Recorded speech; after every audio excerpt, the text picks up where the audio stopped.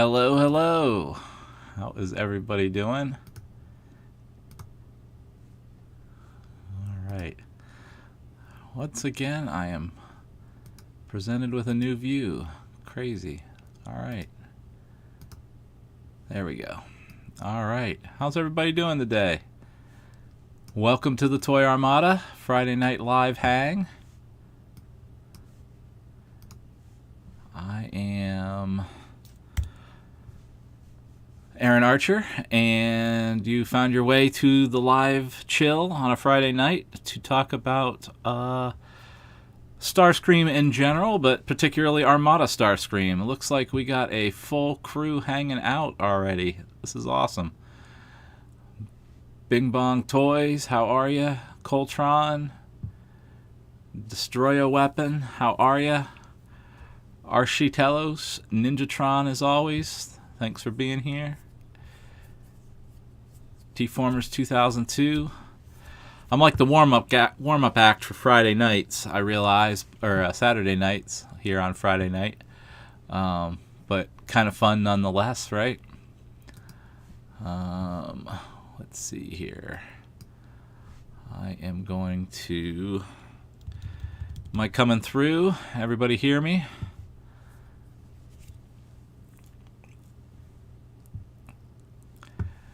We got, I got some interesting stuff here to pop up so we can really digest this one, which is cool. So we should just get into it. If you don't know who I am, I was a long-term toy designer at Hasbro Kenner. Primarily did the Unicron trilogy and some of the things happening in the early aughts into I don't know, 2013 or so, but I like to talk about toy processes, the toy industry, the hows and whys things happen, as well as the toys themselves. So I'll be doing another character deep dive here today with Starscream and his attributes and how I played on them with Armada Starscream, and then how that lives on today, right? So hopefully all my pictures come through. Hope I sound good. So that's great. Thanks. Matt, good to see you. David, hello. Yeah, appreciate everybody being here. Well, thank you, Angel Investron. Investoron. I don't know how to say that. Appreciate you there for the chat. Thank you. Feel free to ask a question, obviously. So this will go on today. I could talk about Starscream for a while. I'm going to pick on the parts that were easy to get at today, but we could certainly talk about that character overall in long form for a while. So we're just going to stick to the Armada the overall today, but it all starts with the original. I realize this isn't a G1 exact replica, but this is the pictures I could find, so we're all going to play along, right? You know, generally a jet of its era, two tail fins in the back, kind of swept wings, the engine intakes that kind of were pronounced and then showed up on the robot shoulders, kind of a long nose that becomes the chest of the robot, kind of hangs down, is kind of, and the fins on the legs, the tail fins becoming kind of feet stabilizers, you know, are attributes of that particular design that stood out to me. I wasn't trying to replicate a F whatever, you know, here. I was trying to remember the essence of Starscream back in those days. I say it all the time that I wasn't trying to be honorific at this point. We did not know what mattered or didn't matter. This was a learning cycle. So when I was designing Armada products, it was really my childhood memories that I was building on, not so much things that I knew from the, let's call it the hardcore fan base that still existed going to BotCons and things. So, or anyone that was fondly remembering that series. I remembered it for its essence more. So I played off those elements, which is largely what I also did in the movie era. So we'll talk about that again in a future date. But taking those elements as standout elements, maybe some color cues, obviously, and seeing what could be done in my era. Because again, I wasn't trying to be honorific. That wasn't my goal or job, and honestly, that would have been looked at as poor toy design if I would have done just that.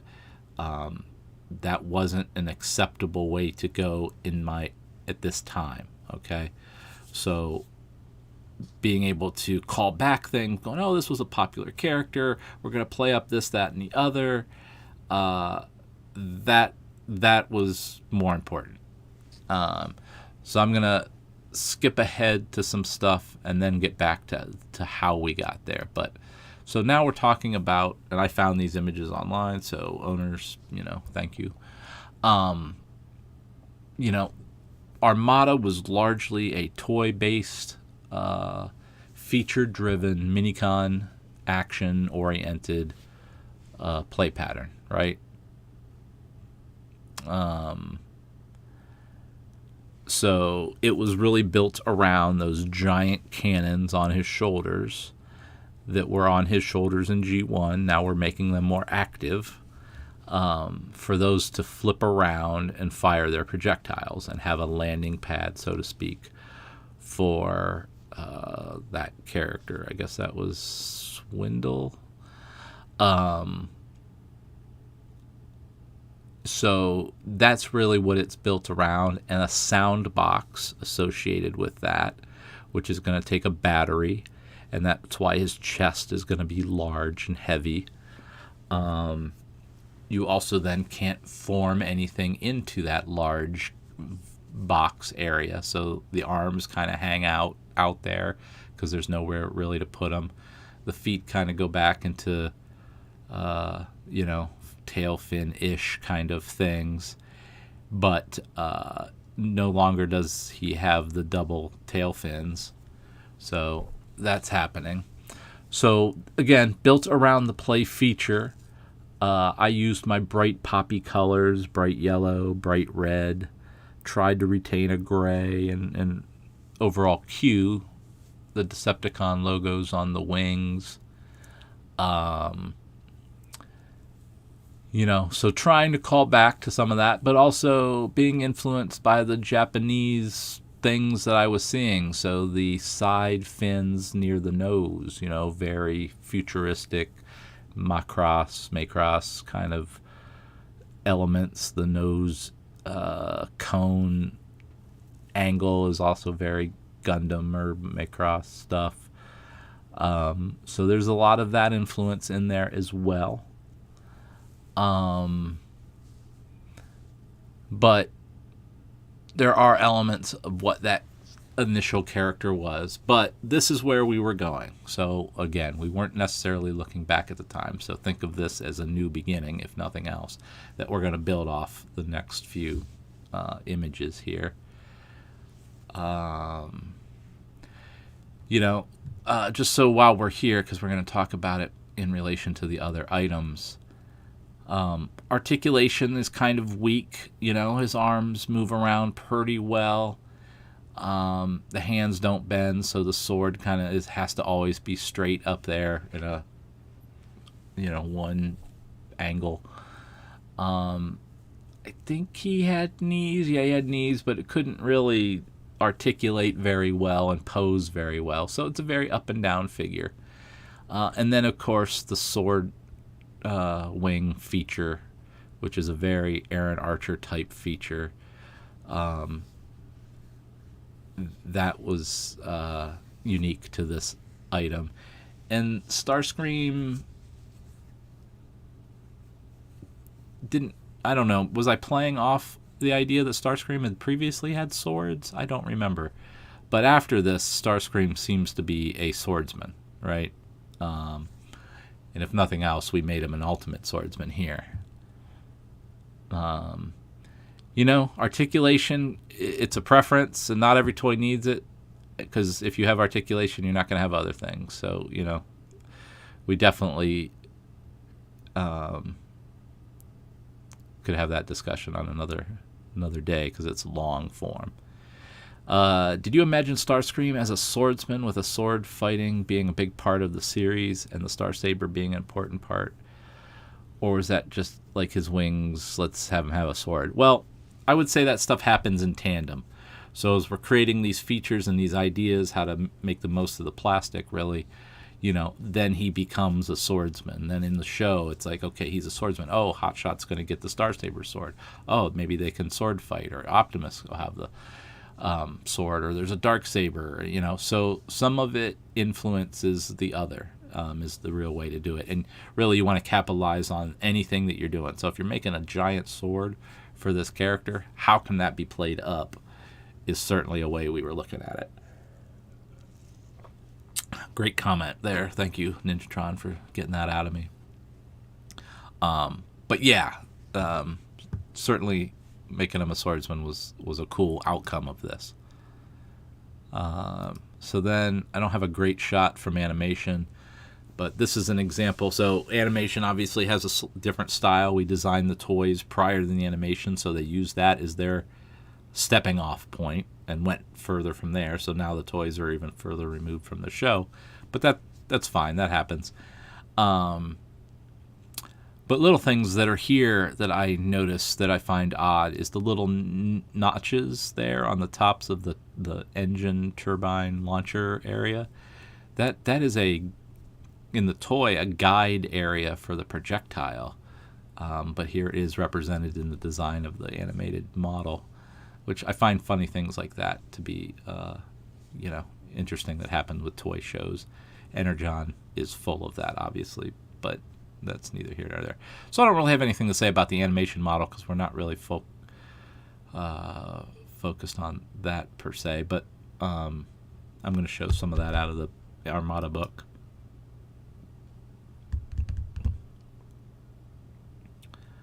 All right, I guess I made him a swordsman. Matt has spoken.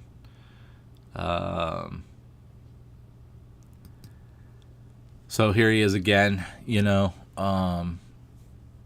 not very well articulated here in some cases. That sword's weak and those arms aren't right. The elbows aren't right. But you can see those notches there in the tops that they put in the animation. Kind of funny. This, you can see that influence of Gundam or Macross on the nose better. Those feet aren't going to articulate very well. And this is one of those classic characters that, how does he get through doorways? But it's kind of not my problem. So then at the same time, we're developing the Armada or Transformers video game.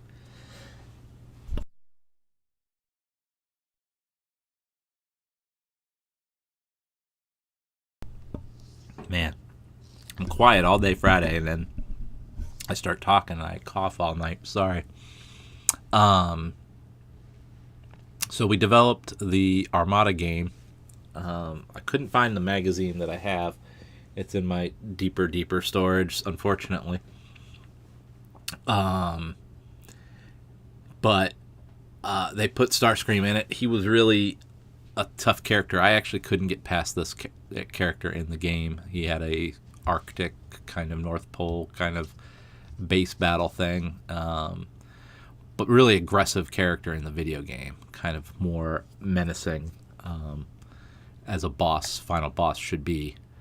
But they also dirtied him up here, but they kept him fighting with a sword. They kept the cannons obviously doing its thing, and my nose cone, if you will, there, which has become signature to this design. And so that's cool to have that in the video game. That whole process of the video game and Armada was fun at the time because it was all new. Yeah, the shoulder cannons absolutely are a callback to the null cannons. Yeah. It's all trying to be an echo. And again, I kind of work in that, what I'll keep using that term, the essence of a character. I'm not slavishly the guy who wants to just perfectly bring back, some nostalgic vibe, the way Alex Ross might. That's not my vibe. My vibe is to go forward, try new things. What are things that are unique to this character, like a jet design? What can a jet design do that no other thing can do? The wings usually just hang out. Well, what if we can make the wing a sword? It's kind of a flat-bladed thing anyway. That's how I like to think. So I like how this got pushed and pulled. But yeah, there's a lot of echoes to G1 just for that reason. Which a good character design should. If I'm not responsible for being 100% referential to the original, where you're doing a modern replica, an upgrade, then have fun with it. Take it to somewhere new, but in a way that people can recall or feel familiar with the characters. I shifted the camera view a little bit so everybody could see something a little different. I put that guy on the wall.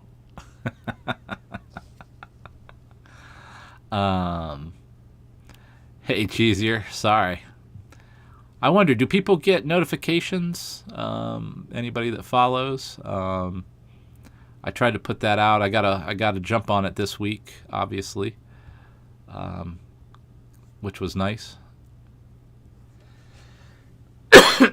Did I take any cues from Dinobot with Starscream?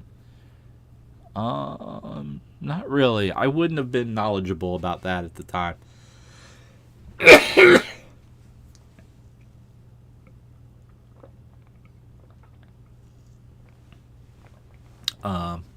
So Dinobot wasn't entirely a character I knew much about, other than from the cartoon. All right, so, and then at some point, this is called the Legends Edition, I believe. This came out. I don't know if this was part of the Thrilling 30.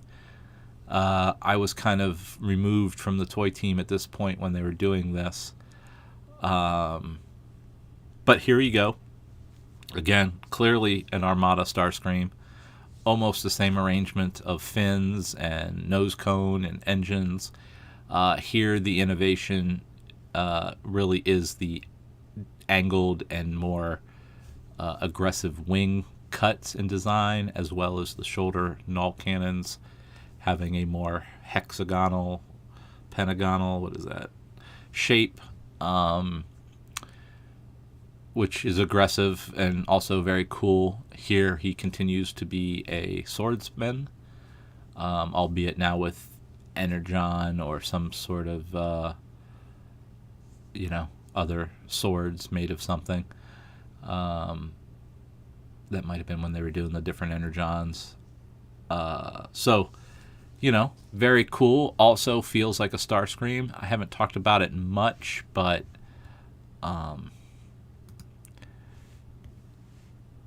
that head design is iconic, even though it doesn't look like much there. I wish I had a G1 head design. I do not. But he's got a very helmet head. And what I mean by that, it looks like a human character that's made of metal wearing a helmet of some sort that has vents on the side and the two intakes on the top of the head, as well as the little bit more of a chin strap element, armor element. So that remains through a lot of these, and that's what makes those Starscream a little bit. And then let's see, then we get into this guy who showed up at my house this week. So I actually have one of these to play with and look at. We could talk about some of that.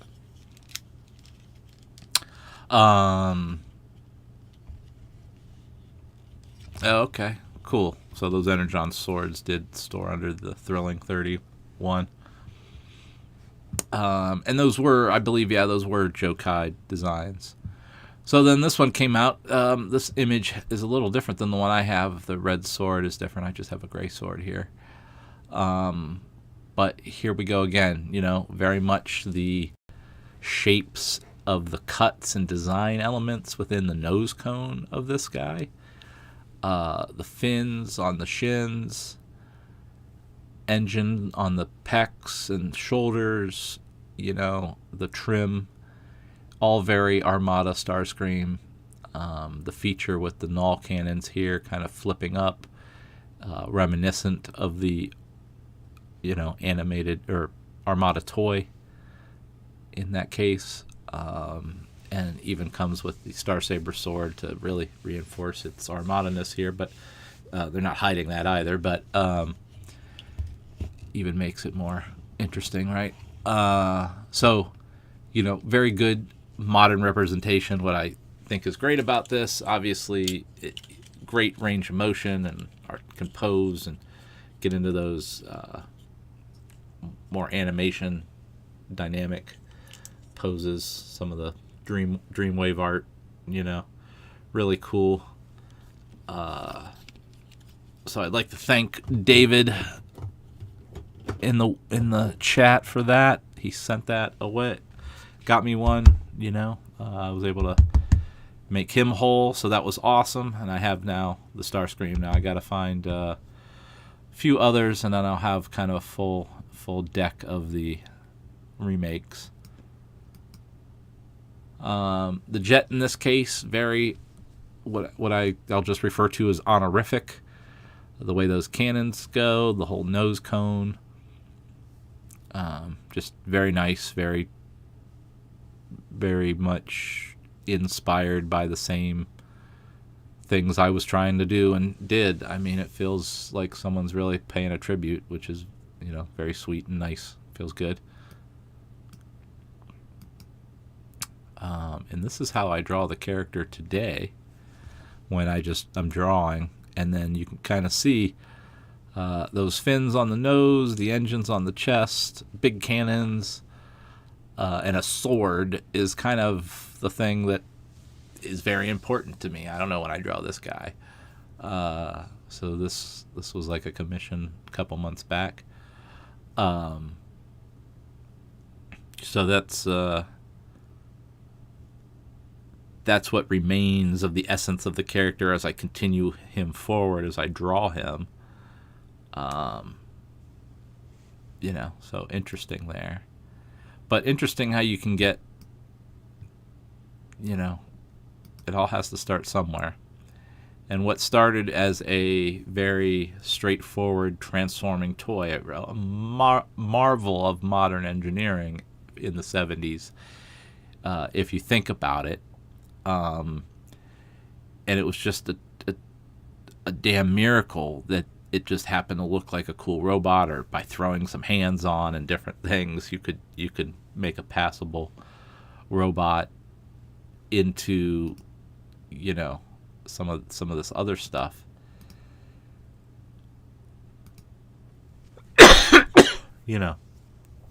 All posed out, all articulated,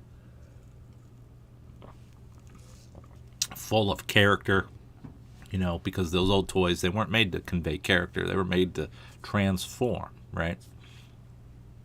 This we've turned it now into a character that represents a certain type of, I don't know what you say, disrespect for the boss and thinks he can do better and somewhat sneaky or conniving, but also really distrustful of the enemy and different things like that.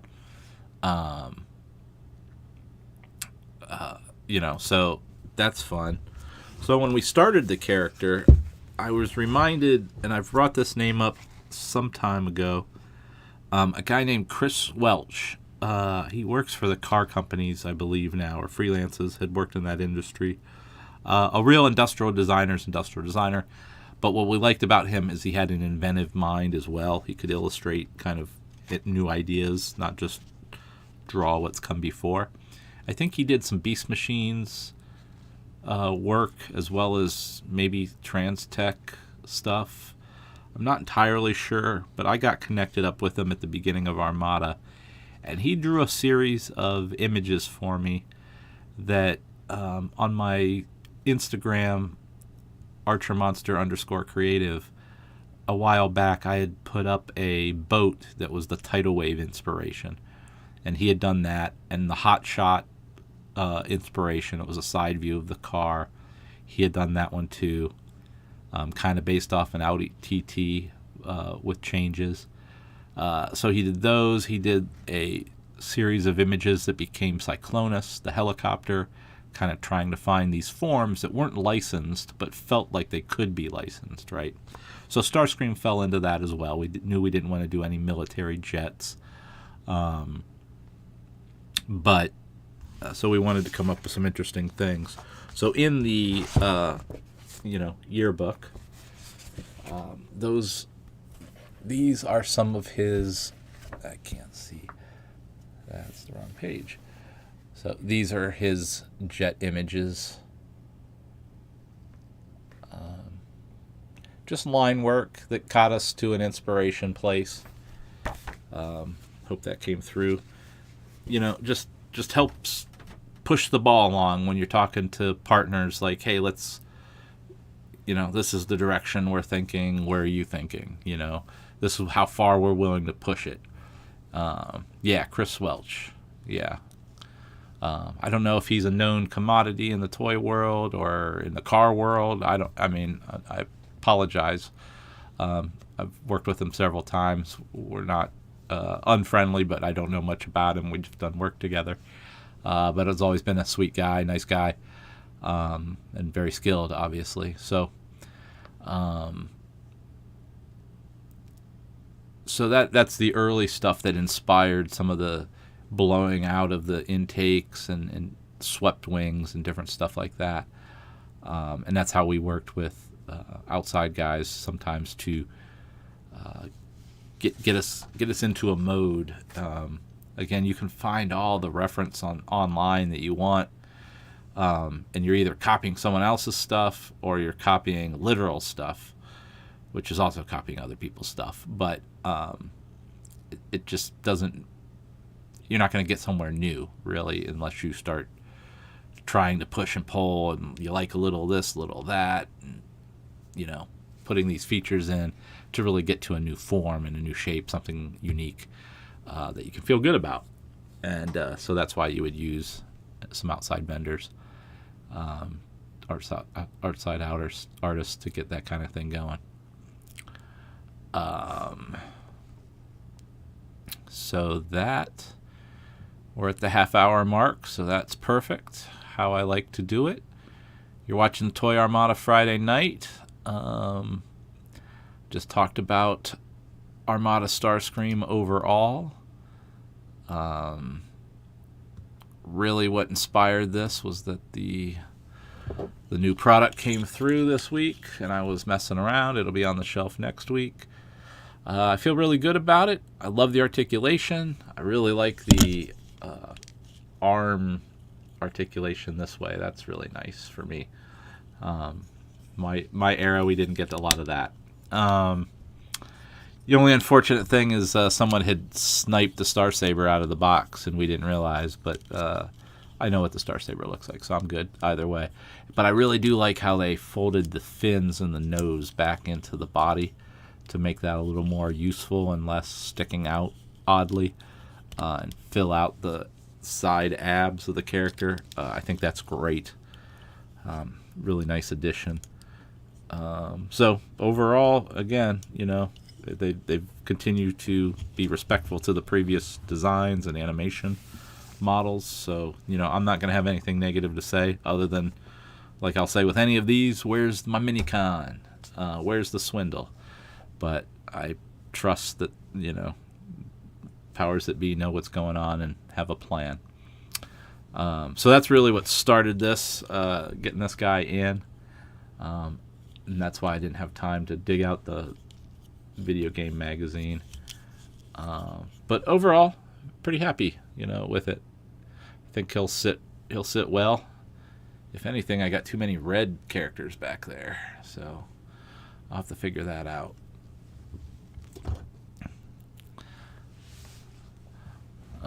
So I am Aaron Archer, and I am a now independent toy designer and consultant. And so I share this stuff on Friday nights to kind of keep in contact with everybody as we make the different long forms that come out.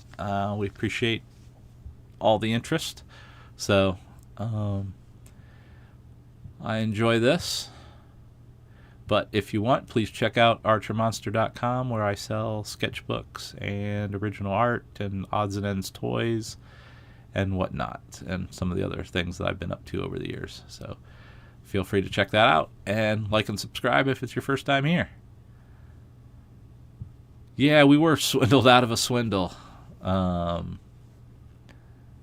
is funny. That is funny. I have not heard about the Armada Galvatron leaked listing. I'm not that knee-deep in the daily news or, potential news. I kind of sit back and want to be surprised.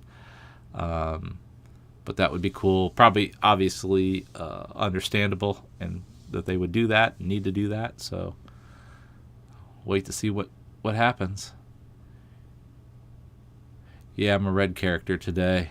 I got my gray pants on, too. I look like a walking Ohio State billboard. So, I apologize. I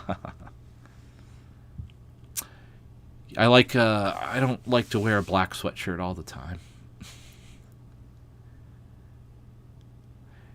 Yeah, I'm looking forward to getting the Megatron and the Optimus, but so far mine haven't come yet. I haven't heard reports that they've come in.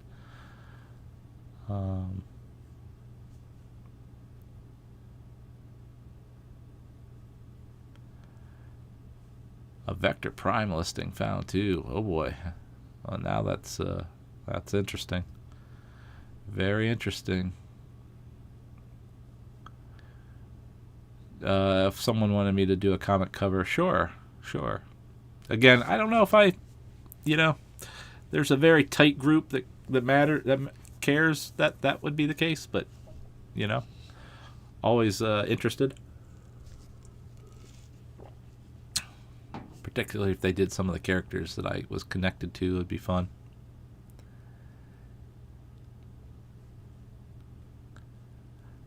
Oh, Horned Owl, sorry. Yeah. I use a streaming platform, and I don't always know if all the bells and whistles are connected up to how YouTube. I think it works pretty well, but sometimes I'm just left with questions that it may not work very well. But we'll see. Hey, Claudio, looking back on it, do you think that they should have tried to continue Screamer's character arc on Energon Cybertron? It's kind of disappointing that he comes back. Mind wiped and again, I think that's the different series not intentionally meant to line up when we made them, and that was kind of a Hasbro goal. So it makes sense that they don't line up. It's unfortunate. That's how I look at it. Each series can be its own thing too, and so that that character takes some twists and turns. It would have been nice to have a more linear story, of course. But in the fast pace that we operated in, I'm happy with what we got, you know.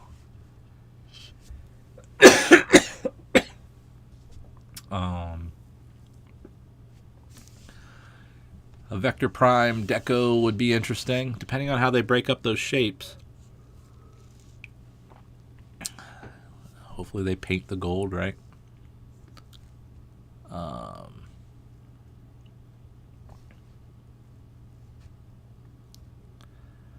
Since you worked on both, did you ever brainstorm on what a Batman X Transformer crossover would be? Not really. We would talk in terms of Batman, Batmobile here every once in a while. Sometimes we, in broad brainstorms, try to go, oh, we do licensed cars. Let's do the Mach 5 and the DeLorean and things like that. Batmobile.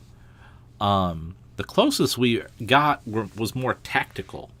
So like, oh, there's a Batman movie coming out. So the Cybertron Sideways is very Bat-inspired. I think there was another car that we went that way. Megatron, obviously, Batmobile inspired. I don't know how direct tactical that is, but if bats are in the zeitgeist, if there's advertisement around bats and stuff, well, let's Bat-inspired something. More like that is what we ended up with. But no, we never went for a direct crossover.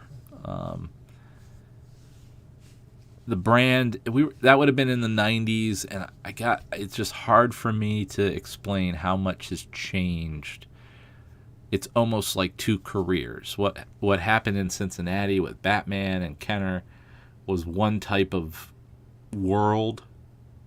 I mean, there's still Sears and Kmart and Toys R Us's and all kinds of stuff at that time that was still happening.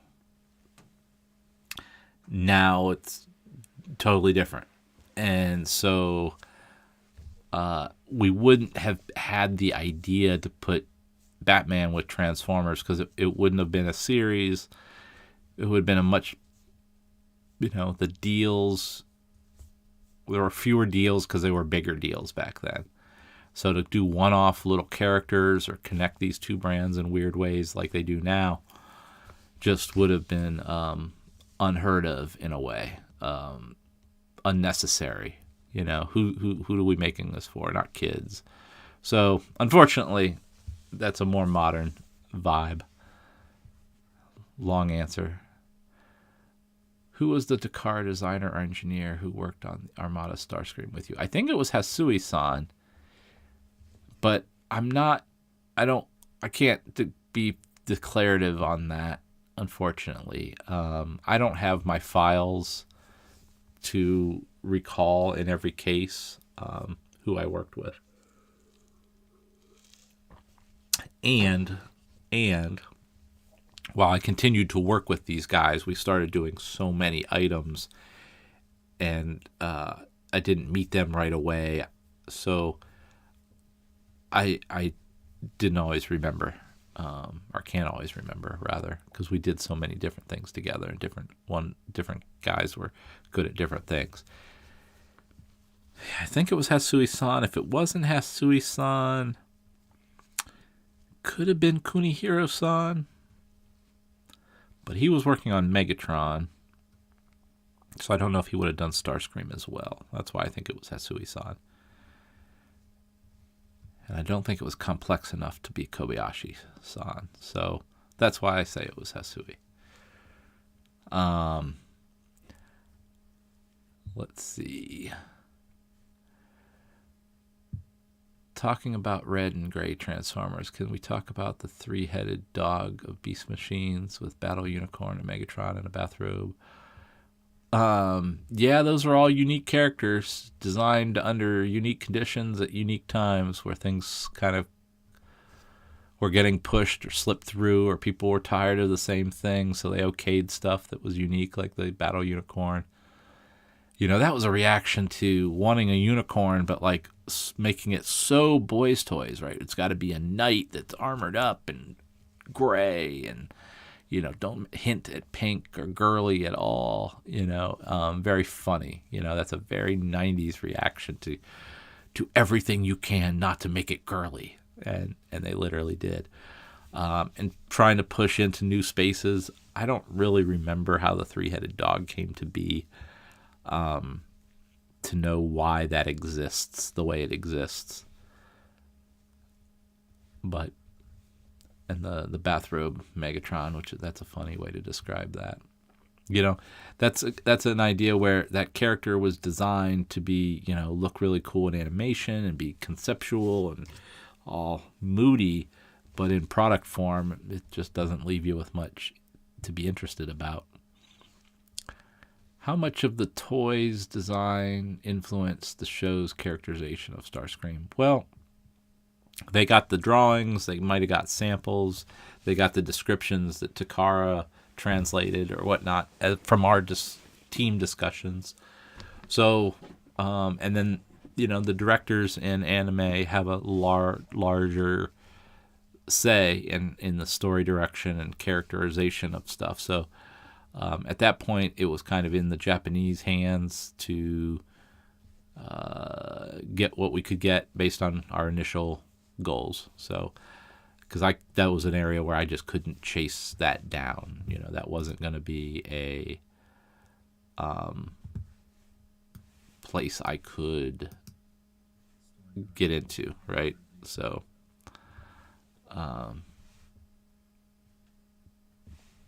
that's the reality about that. We had very little access to storyboards and things like that because they didn't translate them, or they draw them in shorthand, so it's just a couple of things with arrows and another. So it really became a realization it was going to be possible to try to keep up with every bit of the animation and just make sure that the essence and then the translation can be as good as it could be given the time frame we had.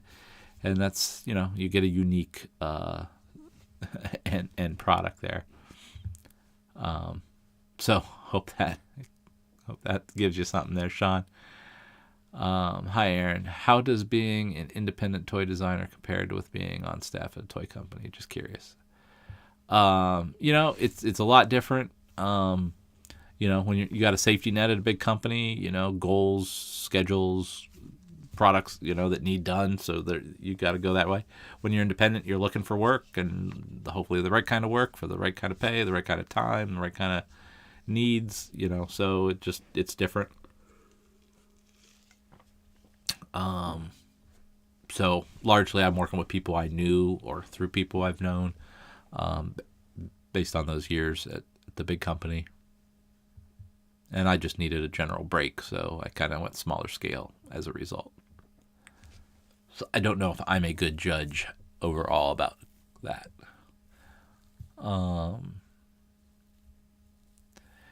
Crossovers are definitely a thing to remember about this era in toys. Yeah, we like crossovers now and have for a little bit here. But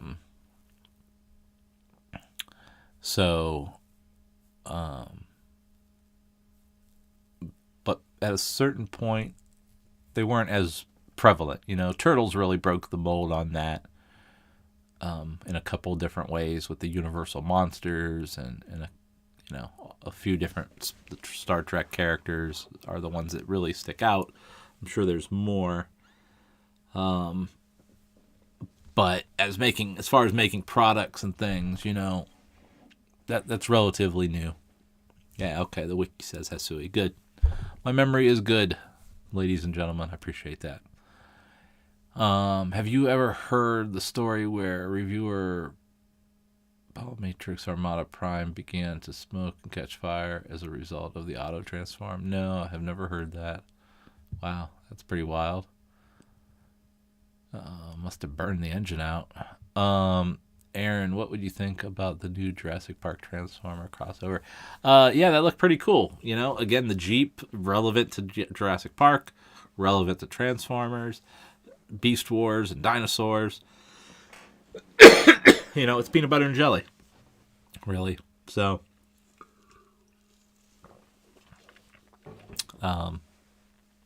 makes sense to me.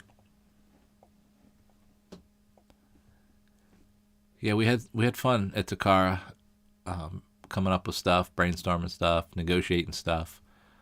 Those were good times. So Starscream, it was really again about that flip feature. It was all about minicons. So what are we gonna do to have the minicon feature activate? Now, does Swindle also sit underneath the nose? I don't remember. But so we built around that, and the price point at that time demanded sound effects. So it was built. It always then has to be built around the sound box and battery box. It's gonna need to be there because you can't violate that space. So those become the priorities that you work around to create the best ideas you can come up with. So we agreed we wanted it to be a jet and G1E, but no one was pushing for anything particular. So that's what I remember about the brainstorming of it. And not wanting it to be, like it was made in, as an American military thing.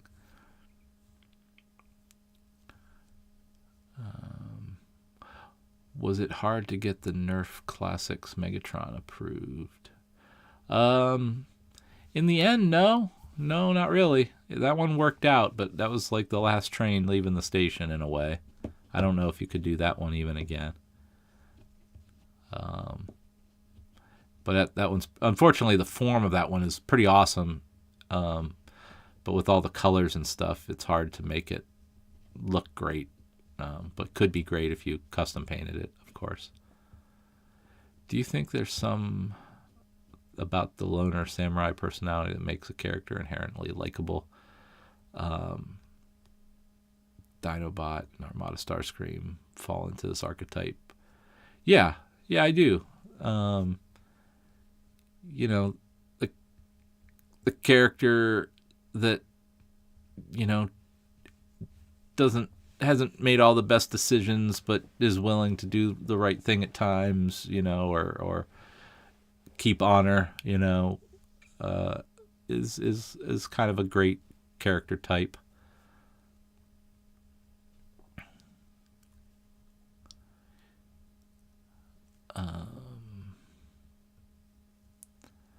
The first crossover Transformer you got was the Hulk bulldozer figure. Yeah.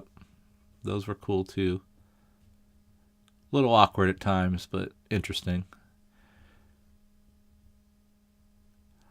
Well, I don't know if the new Jurassic Park Jeep is going to be a reference to Alternators Hound, but they do look similar. But the transformation process on Hound and that Jeep format is so straightforward and kind of locked in. It's a style, a transformation format style, so it's going to look like Hound no matter what they do, which is fine. That's what a Jeep robot looks like, I guess. Yeah, thanks, Matt. I knew that thing fit underneath there because the sound button is in that nose window, right? And that also drops the thing down. Because we had this whole sound effect built in, obviously. And when you have those sound boxes and things, it's that becomes your limiter, And if an engineer sometimes wants to put things in certain orientations, you can get very awkward sculpts. And I think in the 80s, when Kenner particularly was pushing features, some of the space they were protecting, they call it bucks. So the engineers will do a drawing with the springs and the whatever gears, and then the wall thicknesses that are needed to protect that, and then that gets routed out in plastic of some sort, and then given to the sculptor to, you have to sculpt around this to make, your product. And it's all measured out in the sculpt inputs and everything. But, it really is a big, ugly engineering thing that you have to work around. Same deal with Transformers. There's a sound box, the battery, a set of springs and triggers that all have to functionally work. And then you have to transform this thing around that, which is, the secret sauce that Takara and its partners and Hasbro bring to the party, trying to figure all that out and still make it look somewhat elegant and not chunky and be a satisfying puzzle, while having a feature, pretty can get tricky.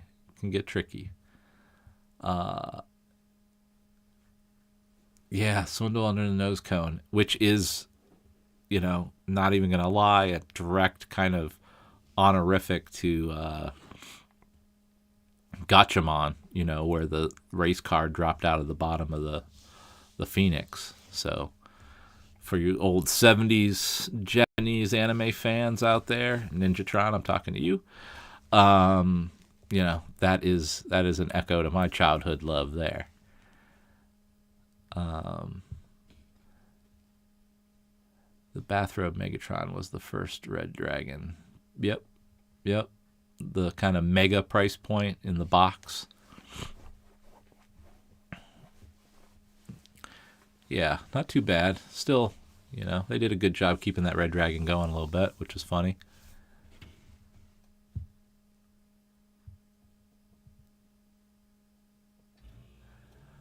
What's your favorite G1 Transformers toy? I often say Perceptor, which is still up high on that list. I liked his robot form. He looked like a cool military robot. I didn't know his personality. I think I got it before I knew anything about the show. And I liked that it was a working microscope. Working, air quotes. So I tend to go with that one. And then I think I liked Warpath a lot as a kid. That was one I just enjoyed. So I throw those two out a lot. I think it's funny that Drift represents that archetype too. Yeah, even visually.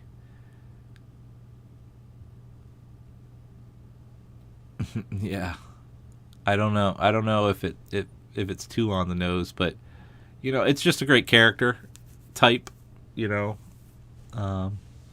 so it works.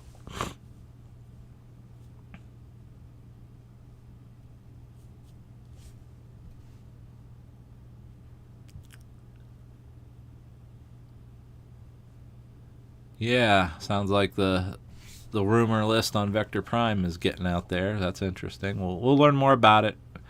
I think that one's ripe for a comeback. That vehicle could be designed a lot better with a really cool version of the robot is what's important.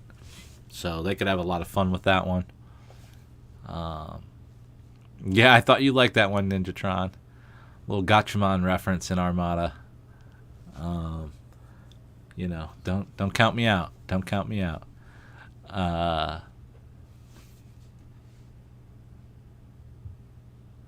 Yeah, G-Force. Yeah, there's that I talk about it a lot. You can be a part of a lot of fandoms. A lot of them have been maintained well over the years. Some have not. Some start and stop. Some seem like they never end. But man, this if you want to follow the story of Gatchaman, G-Force, Battle of the Planets, and try to make sense of when what came out and why and how the dubs were different, characters get added or whatever. Oh my goodness, which is true for a lot of anime, especially of a different era. But man, what a pain in the butt. I think Toy Galaxy did a or whatever they are now. They did a really good overview of some of that. I don't even think they covered everything, But yeah, that was a favorite when I was a kid. Definitely a favorite when I was a kid. So my ultimate combiner was the Fiery Phoenix with all the elements in there.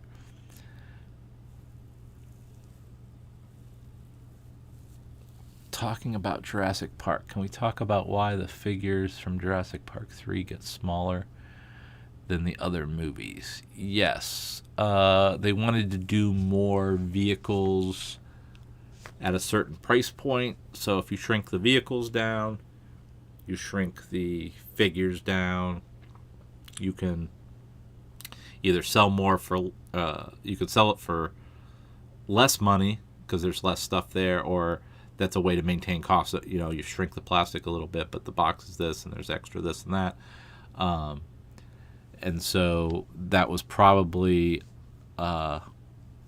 just the direction the company was going. Star Wars at the time also was still happening. So they might have just wanted us to go in that direction. I can't recall, other than I knew the vehicles were getting smaller than the previous Jurassic vehicles, which meant the drivers could be smaller. Secret Galaxy, yeah, that's what they changed it to.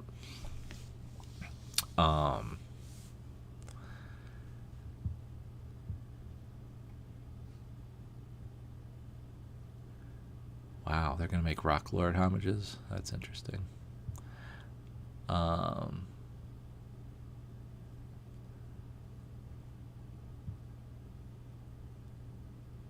Yeah, I mean, G-Force is a big deal for me. There he is. There's the bad girl herself, I guess.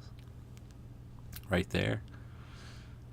But yeah, definitely a big one for me. Big influence on me. So what do we got? Do we got any more questions here? I know the last trailer came out. I have not watched it. I'm going to wait for the movie at this point. But I did see online, I don't know if people checked it out, in some theater, they ran The Little Mermaid and Transformer trailers over top of each other from two digital projectors at the same time. And it's really funny because they're edited almost at the same edit points. If you could check that out online, it's really funny. It's running around TikTok or something now.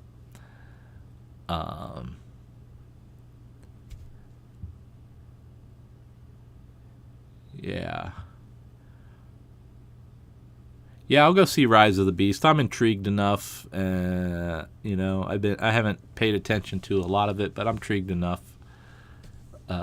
particularly because of the Beast Wars characters and things, to see how that goes.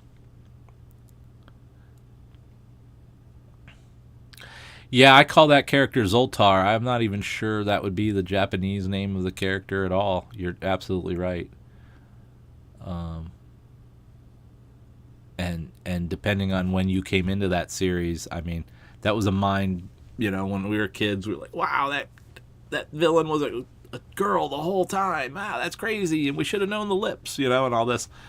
But that's because of an edit. I think it was a girl the whole time in the original series, right?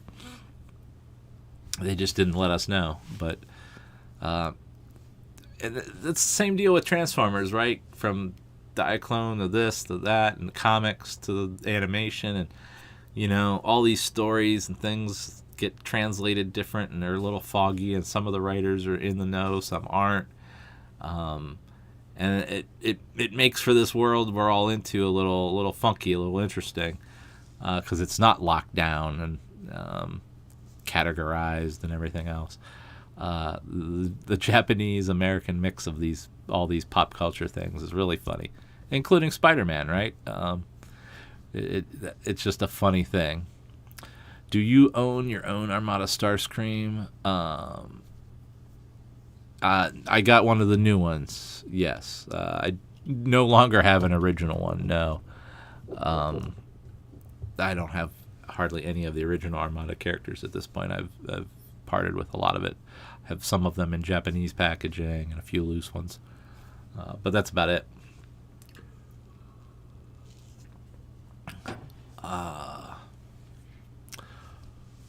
if they did a new Sideways without a headmaster gimmick, what would be your reaction? That'd be tough. I don't know how they would do that one. That's a tough ask. Absolutely, because it would be cool to have a Sideways. Maybe they could just have a Shadow Rider that's the two minicons together and it's not the headmaster. Or not, That's a complex, obviously a lot of complexity around that type of feature with two heads and any of that. So that seems beyond what they do these days. So I doubt they would be doing that headmaster feature. So I don't know.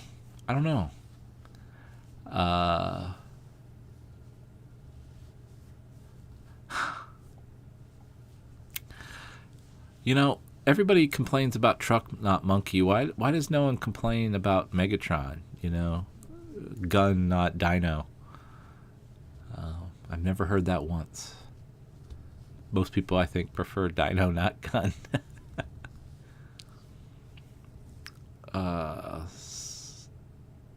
B-Daman. Yeah, exactly.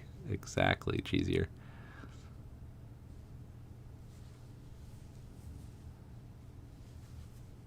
What were your thoughts on Erector's Hall of Fame run in 2011? Well, we went with it, If it got voted in by the fans, we took it seriously, so we had fun with it. Right on the edge, but we had fun with it. So,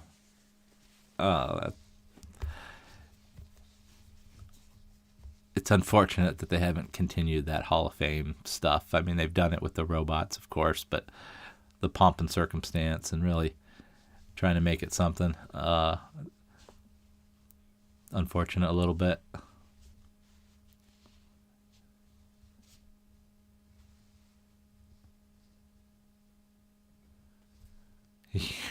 Your girlfriend brought a Thundertron thinking it was a Liger from Zoids. Well, if you liked Ligers from Zoids, you probably liked Thundertron, and if not, sorry. Thundertron's one of my favorites. I got him back here. He's under my shoulder anyway. One of my favorites. Creating that character and everything he's about. And I like Zoids, too. I've liked Zoids since the 70s.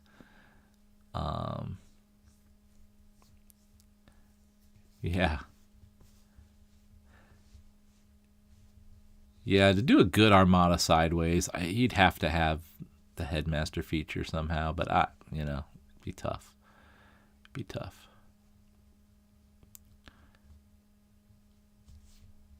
Maybe they could do some sort of featured head that moves around, that you could see something like that, but I don't know if that gets too far away from the concept and too feature driven for what they do now. Yeah, Megatron, they have gotten into a rhythm there with, some of these characters. Megatron has been a tank for a while. I tried to bring in, we called him different things. And Energon, there was a term we used. It wasn't like, it was Jet Megatron. He had a term, heavy lifter or some sort of thing. And then he was race car Megatron. And we had fun with it, and always had big cannons or something associated with that character, because of the gun reference. He should always have some powerful blaster weapon type thing on whatever he becomes. But yeah, we seemed like we were able to have a little more fun with it than it's consistently been a tank lately. Yeah. Thundertron was part of the unified aligned continuity more than Prime. He just came out at a time where they put him in Prime packaging and kind of dressed him that way. But he was not a Prime-based character at all. He was more there to tell the story of how Transformer populations, once were across the universes, and then when the space bridges closed down, how that affected these outposts or places that had been changed because of the cultural exchange from Cybertron in different places, and how that affected the people. So that was we wanted to get to these other worlds, and we thought that would open up more characters and more opportunities for different stuff. So it kind of did, but we wanted to get into some of those stories to continually to broaden the brand.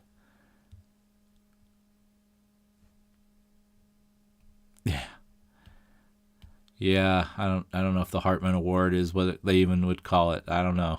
I'm curious, but Thundertron is supposedly getting a legacy release. Well, we'll see. Wow, that would be something. That would be something.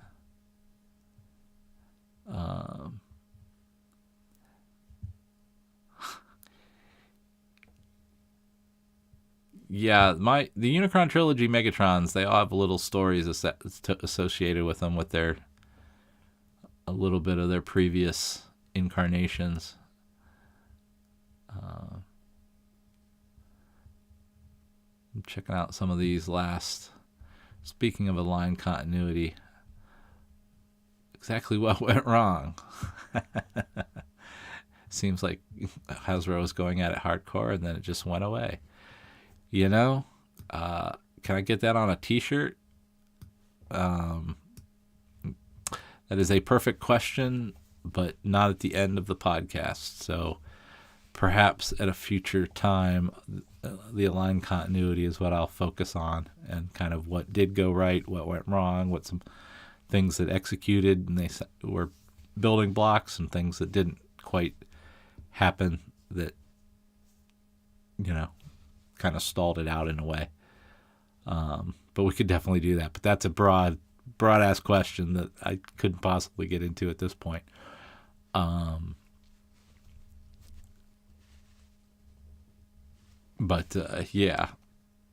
Yeah, should long form that one, because there's books associated with it, and character development, 2 video games, some characters on the side of that, like Thundertron, the Covenant book. There are, the line continuity, we don't talk about it a lot, but I mean, there's a lot of content out for it either way. So, and now that everybody's familiar with how the multiverse works, Transformers obviously can live within a multiverse. So, all right, line continuity. So I'm hearing that one. So that would be a good one, because it's not quite toy, and it's what I like to talk about, the business behind the products. The products are great. It's a way to capture the whole vibe of the thing, and Transformers is a little different because it's a very physical thing. But definitely talk about the motivating factors around how we were going to promote it, and what we did do to promote it. Could be very cool. Absolutely. So with that, if you haven't, definitely check out, like and subscribe. Give me the thumbs up. It all helps the algorithm, as they say.